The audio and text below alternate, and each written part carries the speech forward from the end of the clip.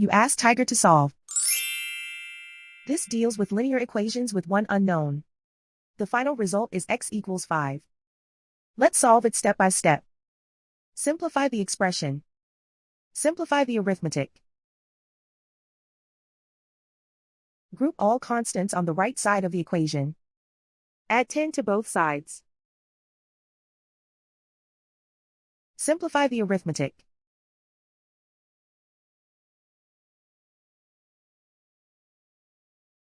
Isolate the x. Divide both sides by 2. Simplify the fraction. Find the greatest common factor of the numerator and denominator. Factor out and cancel the greatest common factor. And so the final result is x equals 5.